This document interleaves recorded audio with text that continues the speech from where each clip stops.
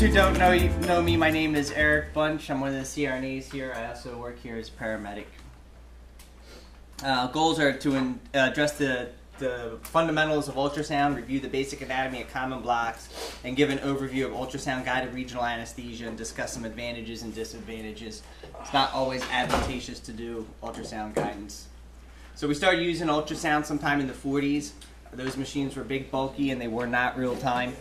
Ultrasound has many diagnostic and procedural uses, and we didn't start really doing blocks with them. I shouldn't say we, but cutting-edge anesthesia departments and university hospitals started using this for blocks somewhere around 1995. However, the use of ultrasound for vascular access predates ultrasound-guided regional anesthesia. So what is ultrasound? Ultrasound is actually sound energy that goes through an item. Its piezoelectric crystals are arranged to provide acoustic energy. The only reason I bring up this whole slide, because it's a little bit dry, is the fact that we're used to looking at x-rays, which work off of penetration. However, ultrasound works off of impedance. So any change is going to cause a difference in the color, not just whether the item is dense or lightly packed. So it's a big difference. For those of you who play music, the human ear can hear 20 hertz to 20 kilohertz. Middle A is around 440 hertz. And an ultrasound will generally emit a range from 1 to 18 megahertz. And just so you can hear, like, I don't know if this will play or not. It's going to take a while to load up. Let's see if it works.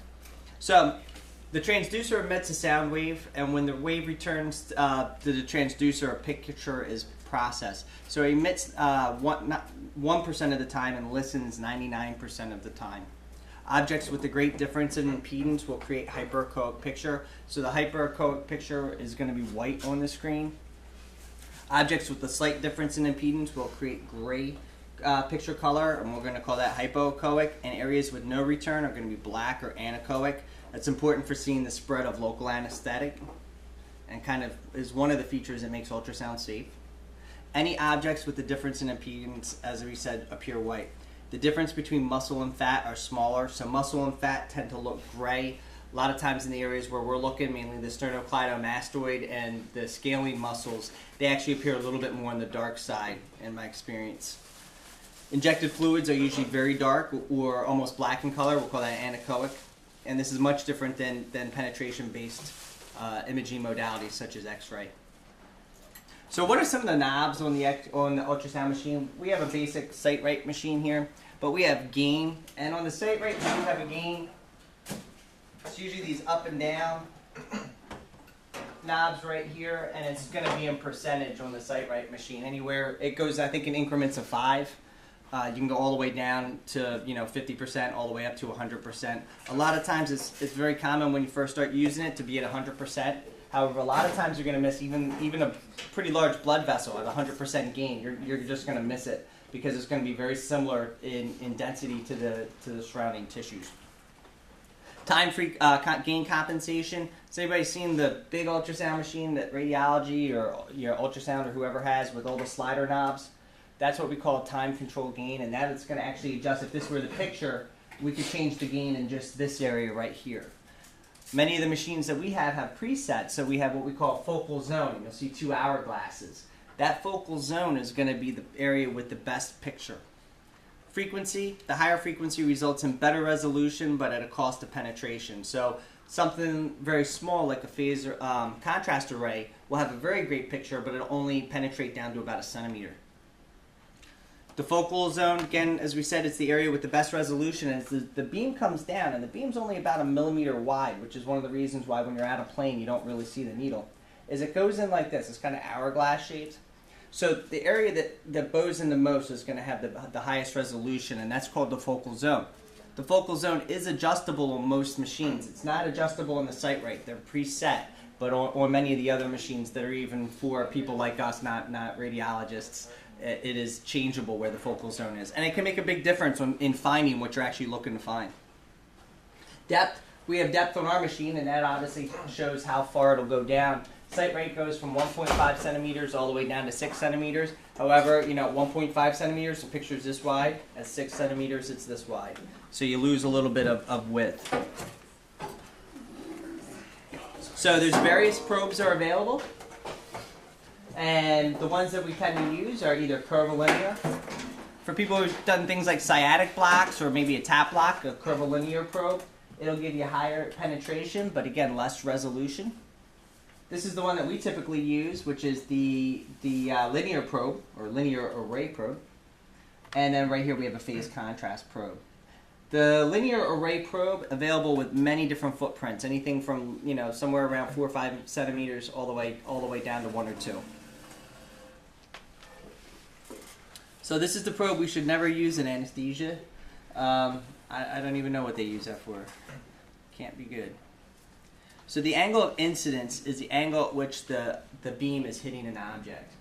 So the optimal angle of incidence is going to be 90 degrees. So obviously we want the beam and the object looking like this. If we're off to the side, the picture is going to look a little different. It might make us think it's something that it's not. The ultrasound picture can be optimized by sliding, angling, rotating, tilting, or applying pressure. Pressure is the one that we're all used to using, right, when we want to know if it's an artery or vein. However, a lot of times we use too much pressure overall, and sometimes we obturate what we're actually looking to find. So these are the techniques that we're going to use to deal with the anisotropy of an object. All anisotropy means is how something looks under ultrasound. These are the different maneuvers that we use: sliding, angling, rotating, tilting, and pressure. And the approach refers to whether the needle is inserted parallel or perpendicular. So obviously, when we're out of plane, we're going to be looking like this.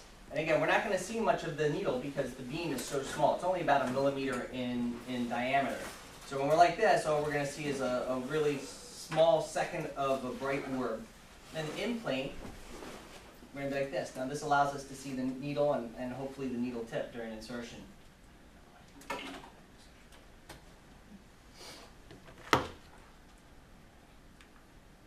So this is a picture from Niasur of what things are going to look like in plane. And you'll see he's got the needle and the notch lined up. So that notch is going to correlate with the little green dot, turn the machine on the side. So you know that when you have this dot lined up, it's obviously going to reflect with the dot here. You're going to see your needle coming in from this direction. So you don't have to worry about knowing which way you're going to see the needle first encounter. So this is a picture of an in-plane block. And right here we see the needle tip coming down. Anybody want to take a stab at what block they're doing right here? I know some people already know, but this is going to be an axillary block. So we have the axillary artery right here, median nerve, ulnar nerve. Over here we have musculocutaneous, which they're trying to get to. Axillary block is a good one for ultrasound, I think, because you can actually see directly where the musculocutaneous, which is commonly missed, lies. So I think it kind of makes it a little bit better. Haven't actually done it myself. So here again is the out-of-plane approach, and you'll see how thin that beam is. And this is what it looks like on the ultrasound machine itself. When you do out-of-plane technique, you're only going to see the needle for a quick second as it passes through. A lot of times we see other movement when we're doing out-of-plane technique, but with that movement we call a surrogate marker. It's the tissue or other structures moving down along with the needle as it tracks a course. Now, one of the things, SiteRight, with the actual probe cover that comes with SiteRight, has a needle guide in it. And the purpose of that needle guide is to increase the amount of time you see the needle. So that can be kind of effective to use if you want to see the needle as you're trying an out-of-plane technique. So we do have some artifacts, as with anything else: reverberation, shadowing, and enhancement. And some of these you can use to your advantage when you're trying to image an item. This is obviously reverberation. We have multiple needles. This is shadowing. A lot of times we use shadowing to see if a structure is real. Anybody want to take a guess what this is? This is our... Very good, yeah. This is a gallbladder. And this is a stone in the gallbladder. And as you see, there's shadowing down from the stone itself. You were in the camera playing. Oh. You're causing reverberation. Shadowing. Big Good shadowing. You just saw your gallstone. Also, when we see a picture like this coming down in a V like this, we know that we're using a curvilinear array probe. Here's shadowing, or I'm sorry, this is going to be enhancement. A lot of the pain people, I hear them talking a lot of times about using enhancement for various techniques that they do. I'm not 100% sure about that. But right here we have enhancement or brightening. We have an area that's hypoechoic to anechoic, and then enhancement right underneath of it.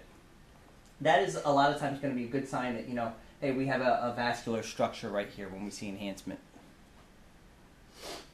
And that right there, by the way, is just a phantom target to the right. And that's a real IJ to the left. So phantom targets are useful for training. They're helpful for both how we learn to scan and needle approximation. I think that was the hardest thing for me ever to get, was to be able to see the needle in the beam and to get the needle to where I want it to be, because it was a lot easier to just to go back and try other ways.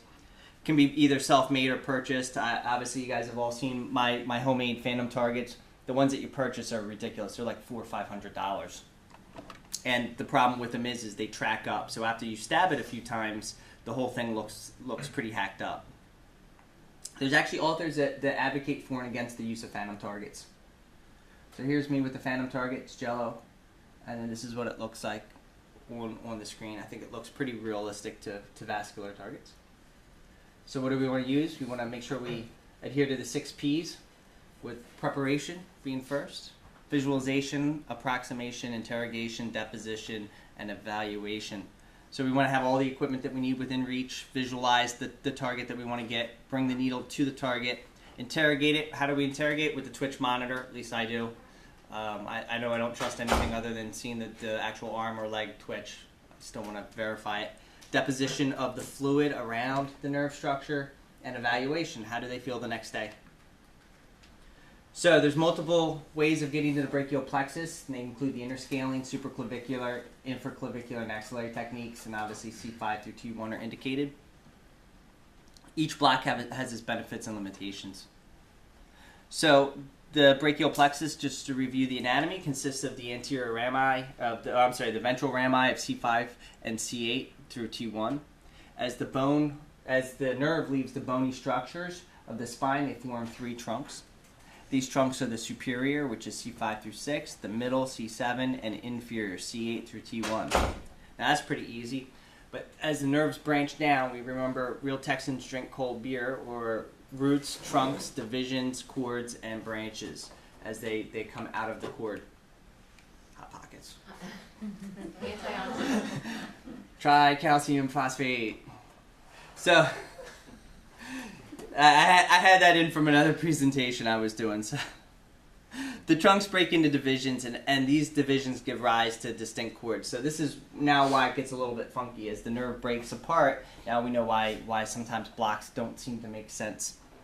Lateral with 3 branches, posterior has 5, and the medial has 5 branches as well. And we're going to see that in a picture. So as you see, as we come off of the spine, we go into trunks, and then we break even further. And these don't always lie in the same exact spots, so sometimes you're wondering, well, why didn't that block set up exactly the way I wanted it to? Well, a patient could have been a little bit different than how they were supposed to be. Supraclavicular block is used for distal arm surgery distal to the shoulder. Includes the hand, the forearm, and the elbow. Commonly counted as a brachial plexus divisions, and there's always been an associated risk with pneumothorax. Whether or not that risk goes away with ultrasound really hasn't been ascertained yet, but you would have to imagine that it can be helpful. So from above the clavicle, the brachial plexus lies posterior and slightly inferior. The subclavian artery is just medial to the brachial plexus. Classically, the brachial plexus is approached 2.5 centimeters lateral from the clavicular head of the sternocleidomastoid. And then we take care to advance the needle not past a depth of 2.5 to 3 centimeters. Obviously, we don't want to contact the pleura. So here's a picture of my wife and what her sternocleidomastoids look like. And Your mistress? that's my mistress. Clavicular head and the sternal head right here. That is Angelina Jolie, right? Yeah. It's like, here we are, Mr. Plastic here. And we have the subclavian artery and the brachial plexus coming up this way. Phrenic would be a little bit more anterior. And this is a nice picture. I like this. So right here is our subclavian artery, our subclavian vein. In this vein right here, usually there's a valve. So it's always kind of nice to see that valve kind of flapping in the breeze. Lets you know you're in the right neighborhood. The subclavian artery lies a little bit more lateral, and the brachial plexus even more lateral. It's pretty distinct right here. A little bit more medial, we have the phrenic nerve, so sometimes we get the patient hiccuping, and over more we'll have the IJ. So how do we find the supraclavicular black area of the brachial plexus? We're going to place the ultrasound probe in the supraclavicular fossa, and we'll show you this in just a little bit. Direct the beam caudally towards the first rib. Locate the subclavian artery. Next to it, you're going to see a hyperechoic sheath, which might be evident, and you're going to see kind of honeycomb of the brachial plexus. If you have color flow, obviously you can use it. Typically, when the vein is just medial, the first rib might be visible as well as the pleura. So it's nice sometimes to have the patient take a deep breath. And this is one of those reasons, again, where the pleura and the first rib tend to appear white. Obviously, the first rib is much denser, but again, it's the change that ultrasound sees as opposed to how dense the item is. So we're going to make 2 injections typically for supraclavicular black, at least. This is the one black where most authors recommend 2 injections. Usually the 8-ball corner pocket, which will be underneath the brachial plexus, and then 1 on top on a redirect. Again, there's always going to be an article for or against using 1 or more black points, but most people do like to have 2 or more here. So the first injection, usually the needle's going to pass to right about here. They usually refer to that as the 8-ball of the corner pocket. And you'll see a hypoechoic spread right about here. Typically then the needle's withdrawn, redirected, and injected on top. At least that's how I've seen it done most of the time. And we'll just see what that looks like in real life. Nice dissolve. And this is what it looks like. Right here we see the honeycomb of the brachial plexus. So, supraclavicular block. Perlas et al. Conducted a 510-page study. 47 practitioners of various training levels participated. 94.6% of patients had adequate block after a single attempt, and there were no clinically significant pneumothoraxes occurring. 1% had hemidiaphragm paresis, and 1% had Horner syndrome. 0.4% had vascular puncture. Yes, you can have a vascular puncture even with ultrasound. But the studies demonstrated the utility of this block for shoulder surgery. We all, if we've been out to Britton Lake, have seen Adam do a supraclavicular block for shoulder surgery, and it's effective. His patients are very comfortable. More studies now actually recommend using supraclavicular block. Conroy and Awad, as well as Lew and Gordon, demonstrated the ability of this block to cover the shoulder, and they found a slight benefit to the interscaling block for shoulder surgery.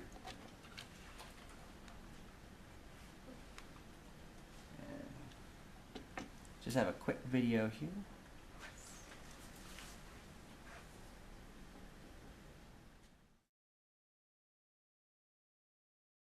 A linear array transducer with a nerve exam type is used to perform an ultrasound-guided supraclavicular regional nerve block. The target depth is approximately 1 to 3 centimeters in an 80-kilogram adult. The patient is positioned in a 45-degree reclining position with a pillow under their head and the neck exposed on the operative side.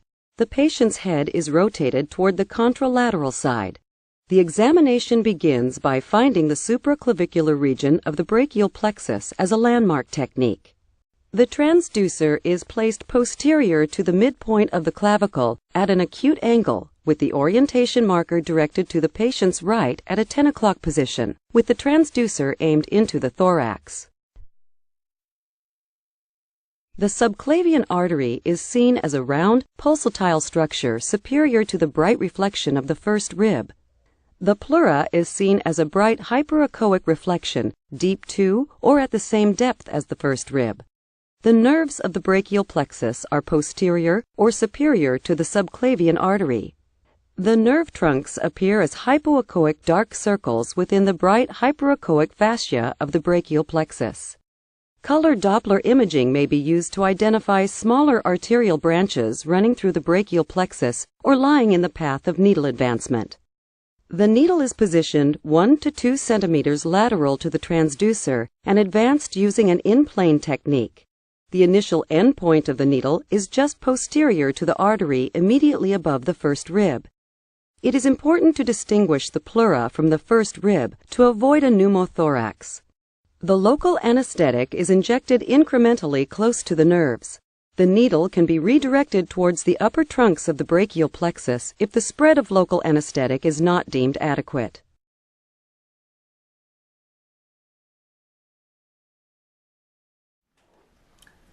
So I hope that video showed pretty much what I was discussing there, and I think it's clear it's the newest video from Sonosite. I think the 3D imaging kind of helps out to understand the anatomy of it. The supraclavicular block is also how we're going to scan initially to get to the interscaling block. That's one of the reasons why I think it's most important to see exactly how it's done. The interscaling block, obviously we're going to traverse up higher up the neck, is frequently used for shoulder surgery, and at the interscaling approach we're going to attack the plexus at its trunks. And the three trunks that we talked about already are the superior, the middle, and the inferior. And as these trunks approach the first rib, they disperse into anterior and posterior divisions. So the trunk lies between the anterior and middle scalene muscles, and the phrenic nerve is typically anterior and medial to the brachial plexus. The subclavian artery is going to be just caudad to the trunks, and the vertebral artery is going to be parallel and medial to the trunks. So we want to avoid these things. See, here comes the phrenic artery, or the vertebral artery coming up here. Middle scalene and anterior scalene. And those are going to be good indicators of when we're in the ballpark for the block. Using landmark technique, usually we have a towel under the head, slight Fowler's position, and the lateral edge of the sternocleidomastoid is identified. Patients asked to raise their head, and the interscaling groove is then palpated by rolling their fingers off. The interscaling groove is the space between the anterior and middle scalene muscles, and this is usually palpated somewhere around C6. After the local's placed, the block needle is advanced at a 45-degree caudad angle to elicit a twitch. Again, we want to point that needle down a little bit so that we're not shooting directly at the trunks of the spine.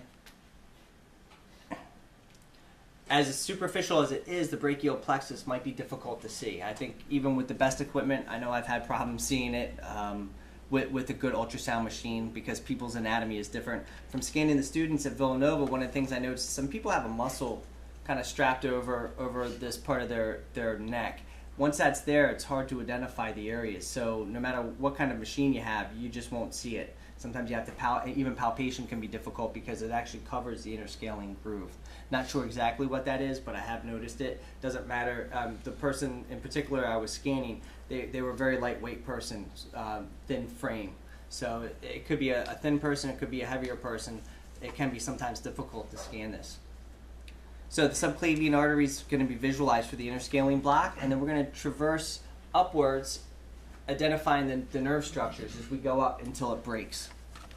And when it breaks, talked about the valve already, we're going to see three distinct trunks typically. Sometimes there's 5, sometimes there's even more can be seen as we come up the neck. But where that breaks into various trunks is going to be the interscaling area. The anterior to the bundle, the anterior scalene is seen, and posterior is going to be the middle scalene muscle.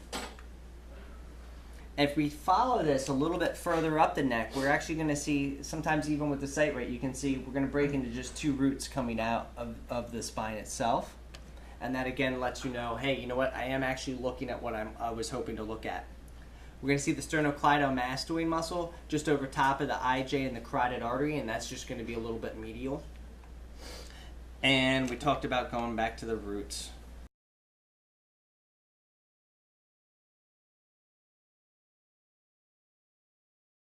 A linear array transducer with a nerve exam type is used to perform an ultrasound-guided interscalene nerve block. The target depth is approximately 1 to 3 centimeters in an 80-kilogram adult. The patient is positioned in a 45-degree reclining position with a pillow under their head and the head turned toward the contralateral side. The examination begins by finding the supraclavicular region of the brachial plexus as a landmark technique. The transducer is placed posterior to the midpoint of the clavicle with the orientation marker directed to the patient's right at a 3 o'clock position. The subclavian artery is seen as a round, pulsatile structure superior to the bright reflection of the first rib. The pleura is seen as a bright hyperechoic reflection, deep to or at the same depth as the first rib. The nerves of the brachial plexus are posterior or superior to the subclavian artery. The nerves appear as hypoechoic dark circles within the bright hyperechoic fascia surrounding the brachial plexus. To identify the interscalene region of the brachial plexus, slowly slide the transducer up the neck. The interscalene muscles will frame the nerves within the interscalene groove. The nerves will change in shape from a grape-like cluster in the supraclavicular region to a chain-link appearance in the interscalene groove. The C5 and C6 nerve roots appear as 3 circles. The hypoechoic pulsatile carotid artery will appear medial to the anterior scalene muscle. The needle can be advanced using an in-plane or out-of-plane technique. For an in-plane technique, the needle is positioned 1 to 2 centimeters lateral to the transducer and advanced under the transducer until the tip is just posterior to or between the C5 and C6 nerve roots. The local anesthetic is injected incrementally close to the nerve roots. The needle can be redirected if the spread of local anesthetic is not deemed adequate. It is not necessary to have local anesthetic anterior and posterior to the nerve roots. Posterior spread only of local anesthetic is effective. So we can use nerve stimulation to confirm this, obviously. We're going to ensure proper spread of local. Obviously, we're going to look at the spread of the local to make sure that it's not going intravascular. If all of a sudden we're injecting and we don't see any hypoechoic or black areas appearing on the screen, we know to stop because we can't ensure that we're not intravascularly injecting Marcaid into the patient, which could be bad. So, again, inability is going to compromise patient safety. Aspiration should still be performed every 5 milliliters. So the ASA had a closed claims finding that showed 42% of block-related claims between 1980 and 99 were interscalene block related. I didn't have more current data, unfortunately, to include in this. However, obviously, since we said that in 1995 people started doing blocks under ultrasound, this is basically using classic technique. Now, the one thing I will say is probably most of the blocks that are performed in anesthesia, I would have to say, interscaling would definitely be, I think, one of the most performed blocks. I don't know if anybody else has some input on that, but I think interscaling blocks one of the most performed blocks, so kind of justifies why the claims would be so high. And obviously the claims reports are limited in how the data is collected. So before so just to go back there, Yes, sir. historically, nerve stimulators weren't developed for use to identify nerve bundles until the late 1980s.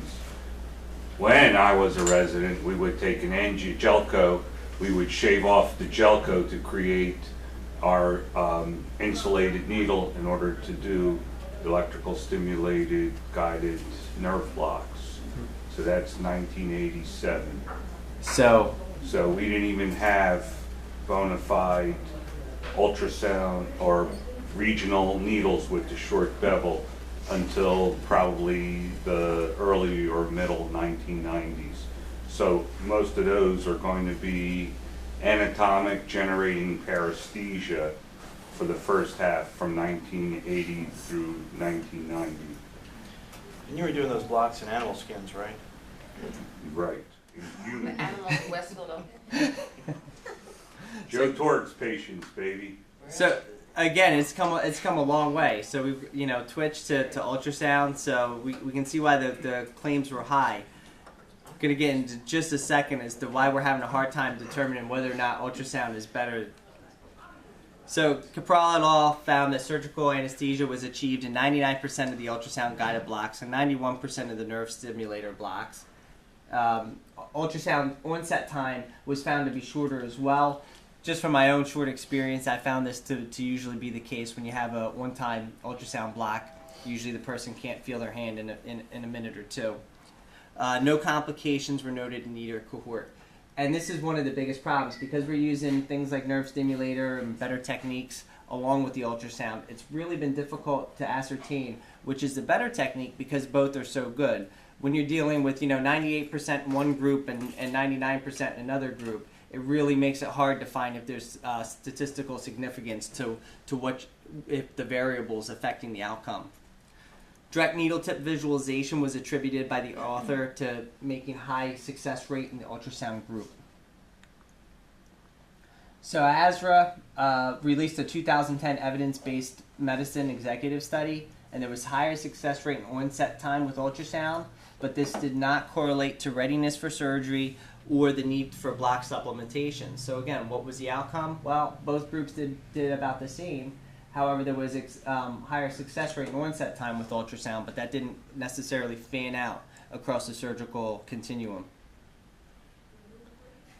Axillary block, I think we're doing more of the axillary blocks at Britton Lake, or the plan is to do more, anesthetizing the brachial plexus at the 3 terminal branches, the median, the ulnar, and the radius.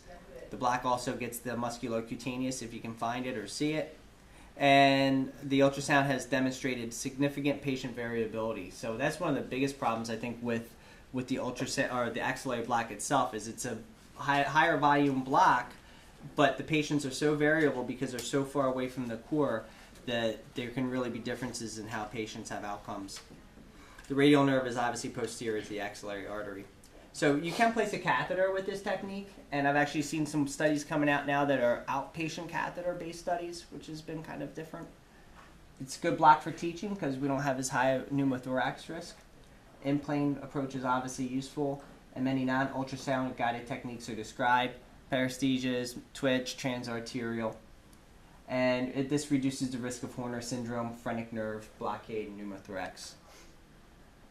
So this is our area right here, and you see our musculocutaneous line outside of the sheath. There's multiple ways of attacking this, and there's scanning technique as well. Having the patient lying supine with the head turned away from the neck of the block. So after we abduct the arm and flex the elbow, the needle is going to be inserted either just above or below the artery, and the terminal branches are going to be then identified by twitch. Here are the different twitches. The one twitch I will point out, because a lot of the other ones tend to look the same, is the musculocutaneous is going to look something like this typically. That's always nice to see. I'm going to just show this one video here. So Eric, Yes, sir. so go back to your other slide. Yep. So you are anatomically, for your axillary block, you're putting the needle in, or you're doing a preliminary scan, and what are you shooting for? So it's going to be a preliminary scan. You're going to look for obviously the axillary artery. You're going to see, and then you're going to find the musculocutaneous as well as the 3 other nerve bundles. You can sometimes see them; they'll be a little bit hyperechoic. However, if you hit the first one, usually including the medius and radial, you should be okay, and then be able to come out, withdraw, and go after the musculocutaneous. And you going a little more distal from the armpit, or? Exactly, not quite like I know the way I was trained was like transarterial, and you went straight in the armpit. Yeah, so people understand that. Typically, you're doing it almost in the crease there. in that groove there, as opposed to in the armpit itself. At least that's how I'm going to show a video in a second that's going to show just how we do that. And Dave, do you have any experience with doing that closer in? It is more distal to the armpit in the groove, and the needle actually comes in pretty distal to the axilla, just because you need room for the ultrasound probe. So yeah, to me it's very awkward. It's counterintuitive to yeah. think where where you're going to place the needle, but you need to have room for the ultrasound probe to make room for the needle. So what you're saying is that your probe is over the site, and your needle is coming from like on top of the arm. It's coming down like that. No, And it's the coming probe's in like like that. this. It's coming in like this. Yes. So you're out of plane. You're in plane. Oh, that's in plane. Okay. You have the probe there, and yeah, again, you're using more of the needle, even though it's a shallow or a block, because you have to get the length to go in. But when you scan, you see just how different people are a lot of times. I know when I've scanned students, you see the variability. It's amazing that these blocks work at all sometimes without it. This video displays ultrasound-guided axillary block. The patient's distal axilla and proximal arm are prepped with Providine iodine. The patient's position is supine with the arm extended. This displays relevant anatomy of the axilla.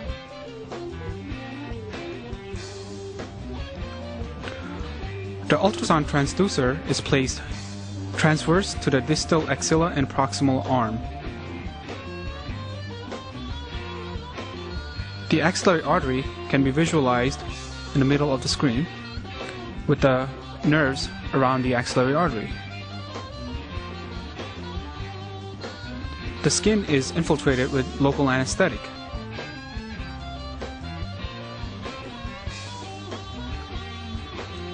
The stimulating needle is placed in line to the ultrasound transducer.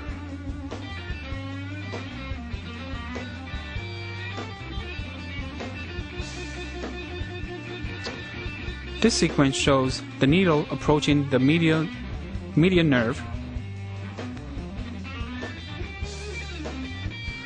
As the needle approaches the median nerve, a motor response is elicited.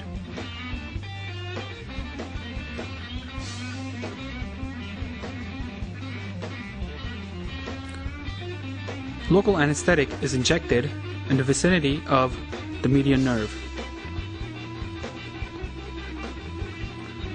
This sequence shows the needle approaching the ulnar nerve. A motor response can also be elicited.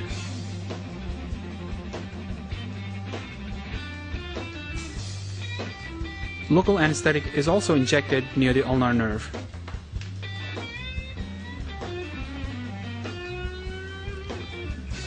This sequence shows the needle approaching the radial nerve, which is posterior to the axillary artery.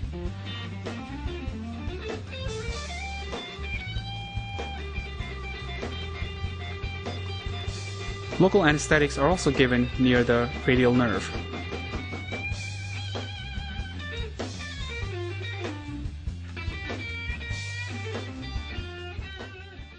So let's see here. 56 patients in sites and BD received an axillary block.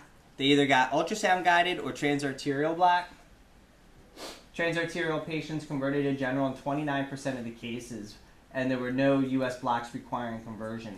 The transarterial group took an average of 7.9 minutes to perform, and the US group took 3.9. Now that makes me a little bit wary of this study in particular, because transarterial tends to be a very quick block, at least from the times I've seen it performed, and ultrasound usually takes a little bit more time. At least it would take me a lot longer than 3.9 minutes. So it makes me kind of think that the skill level between these two groups was the people using the ultrasound had more experience with the block, and the people doing transarterial perhaps had less experience performing the block, just from the amount of time that I've seen it take for these blocks to be performed. Could be off on that. How long do you think a normal axillary block takes with ultrasound? I think probably it takes 5 to 6 minutes, but I think what you have to throw in there is the word average, because sometimes you could do a block based on anatomy and you just can't find the nerve, and it's going to take you 20 or 30 minutes, and that will skew the average. With ultrasound, you're pretty reliable from 5 to 7 minutes on everybody. So you could typically do a block in less time with an ultrasound because you have to set up the ultrasound. But on average, I think if you use the ultrasound on everybody, the block will be faster. I think overall it saves a little time. So, discuss the limitations of this study. The other limitation of this study was the number of patients was only 56. So, the success rate of transarterial blockade seems to be low based on other studies that I've read, Cockings et al., and anecdotal data. Again, the transarterial success rate just seemed a little bit low. The key factor for using ultrasound for guidance may be patient variability. Rembrandt et al. Found 1 out of 5 patients had an atypically placed musculocutaneous nerve. Again, this is going to make it very difficult without direct visualization to get that area numb. It's going to require supplementation. Dr. Brian O'Donnell cited multiple studies demonstrated significant reduction in the volume required. So with some of the ultrasound guided blocks, we're finding that we can use less volume of local anesthetic, which makes things a little bit safer. So the assessment of the brachial plexus, we're going to do the old push, pull, pinch, pinch, pushing the forearm against light resistance to check the radial nerve, pulling or flexing the arm towards the nose with light resistance for the musculocutaneous, pinching the thumb to test the median, and pinching the pinky to test the ulnar nerve. And some new stuff I just wanted to hit on. So we had I think a luncheon from Exparel, and I don't know if we've started using it in the system at all. Do you know, Dr. Babiak? It's non-formulary, and the problem is it's only indicated for wound infiltration, and anything else that you do with it, you're assuming significant liability. And given the fact that folks like using things off-label, I could not find strong evidence. You could get it if you want it, if you're a surgeon who wants to use it for local infiltration, but that's the only indication that is approved. Right, and they're doing studies with it right now, and some of the stuff, Exparel is liposomal marking, which, again, it's kind of a fancy liposomal marking, is kind of reduces the actual spread of marking itself because it's got kind of a 3 membranous type configuration. However, there's obviously going to be an extended risk of marking toxicity for the patient. They approved it right now for wound infiltration, as Dr. Babiak said. They've done a pretty large study with hemorrhoidectomy on it as well. However, the things that it sounds like it's good for, I know when I saw it, I was like, oh, this would be great for a tap block because it's a high volume, basically infiltrative block. They say it's definitely not for. They are running clinical studies. They're in phase 2 and 3 right now with total knee replacement and femoral nerve blocks. They have found at the 266 milligram dosage that's been effective. However, and it gives 96 hours of relief. The only problem is they do say it doesn't cause any motor problems, which could get in the way of PT. And obviously, negate the whole reason why you're doing a block is to have movement without pain. However, if you had that one patient with breakthrough, now you've got 96 hours of motor block. There's going to be an issue.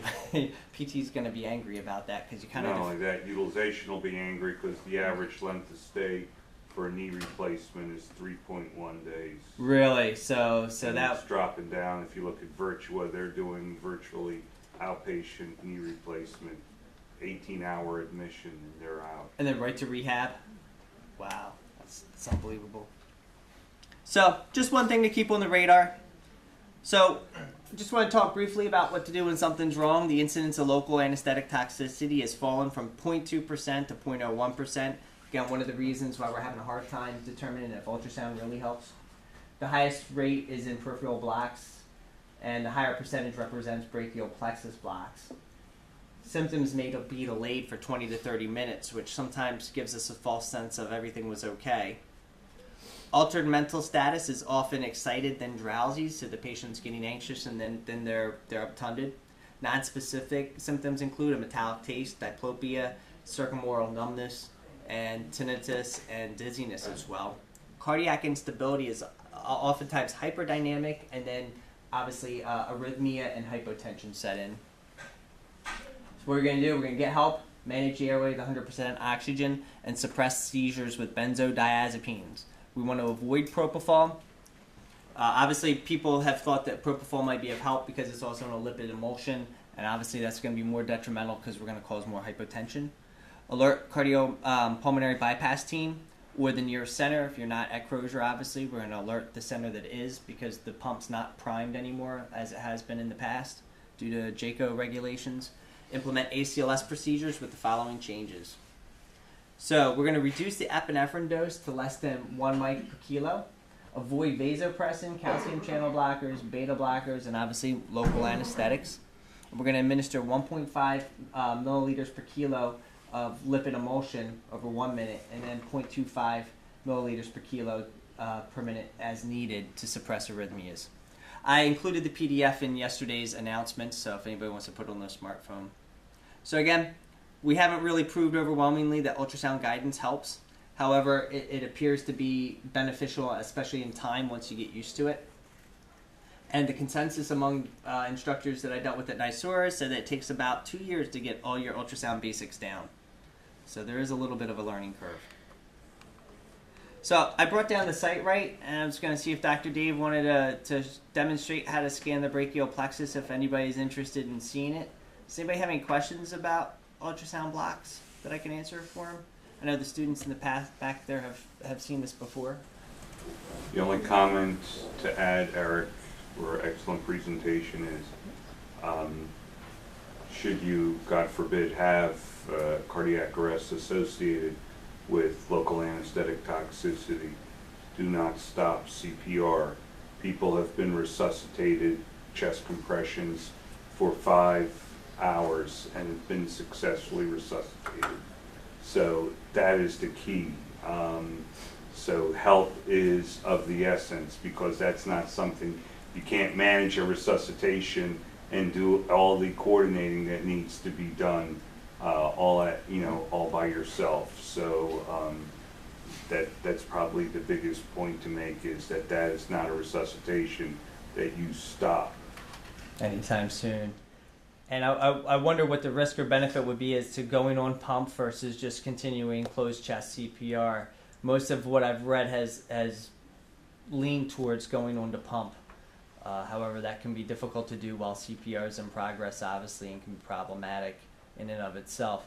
We did, I'm an AHA instructor for ACLS and PALS. There was a brief memo that in my infinite wisdom I did not print out right after Lipid Emulsion made the AHA guidelines in 2010 that said that some of the data was not as convincing as initially thought, but it's definitely better than what we have without it. So. I've given the lipid emulsion stuff twice for, not for cardiovascular collapse, but for intractable seizures after a scaling block. So, I mean, we've used that to help stop seizures. So just as another way to be like a bupivacaine sink and kind of extract it. It was helpful. I mean, it did help. That's great. And we're using similar dosage, 1.5 milliliters. That's good. It's scary because local anesthetic, it's a dexananimer. It's very bad for you. All the newer drugs are on the left side or the Sinister side. So it's a scary, scary drug to be given right next to a vein or an artery. All right. Well, just break down and let Dave show anybody who wants to see a brachial plexus.